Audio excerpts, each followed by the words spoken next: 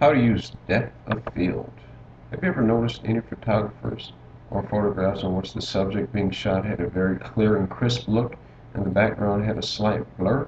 Have you ever wondered how photographers are able to create such a special effect?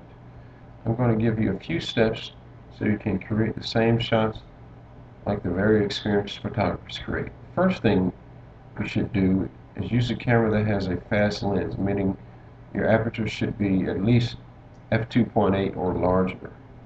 If you use a camera with a large aperture, the end result of your image will be a shallow depth of field. What occurs when you take the picture, the areas around and back and in front of that will have a blur. You also want a camera that has a large imaging plate.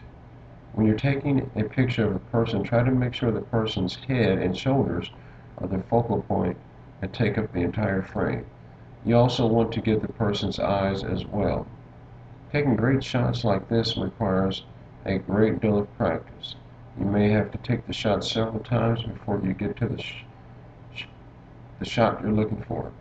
I would also suggest using a lens with a wide opening with the stop. You want to highlight some areas more than others, such as the person's nose, ears, or hair, by using a variety of apertures. After you've taken several shots, you have a few different images to choose from. To create a shallow depth of field, use a telephoto lens that is long with a maximum zoom setting. Once you have everything set up, stand as close as possible to the subject.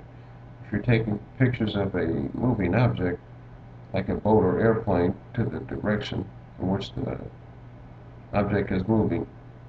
Essentially what you're doing is using the camera to follow the moving object. If you're using a film camera for your photography, use ISO 400 film and a fast camera setting. When following the subject with your camera, make sure the camera is steady. This will give you the blurred background, all while giving the subject a crisp, clear looking feel. When using this technique, it enhances the subject's movement and brings it to life by making the subject come alive while the background remains a blur. Special effects software like Photoshop can be used to create the look and feel of having a crisp subject and a blurred background. It's easier to use and a stress-free way to create a cool photo in the process. Photoshop has a blur feature that can blur the background of the image to your liking.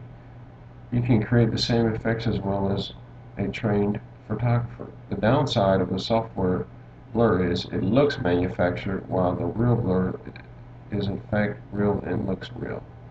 If you'd like to learn more about methods like these, I suggest you go to your local library and grab a few books on the subject. For more information and articles like this, please visit reviewdslrcameras.com, reviewdslrcameras.com.